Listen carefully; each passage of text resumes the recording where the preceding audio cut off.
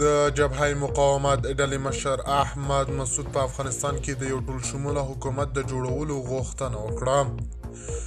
د باور ټي وي چینل درنو لیدونکو سلام، ستړي مشئ، وخت مو بخیر. هیله لرم چې جوړ او روغ به یې. په سر کې یادونه کوم که باور ټي وي چینل مو نه وي سبسکرایب کړی، په درنښت سره باور ټي وي چینل سبسکرایب کړئ.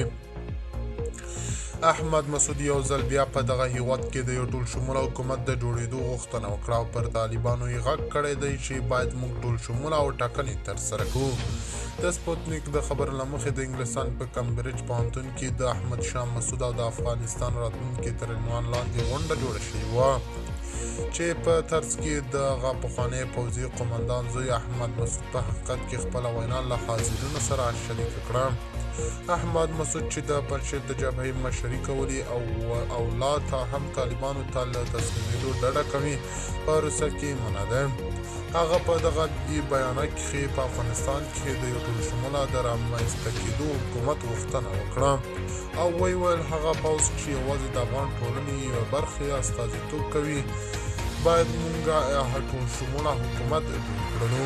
مسعود د طالبانو لخوا د ځینو قومونو او ښځو بېغوره ته اشاره هم ترسره کړې ده. د جبهه مقاومت د ډلې مشر وایي باید په افغانستان کې ټاکنې ترسره شي، خو د طالبانو حکومت له بي بي سي سره په یو تازه مرکه کې ویلي ول چې موږ ټول شموله حکومت جوړ کړی او په افغانستان کې ټاکنو ته ضرورت نشته دی.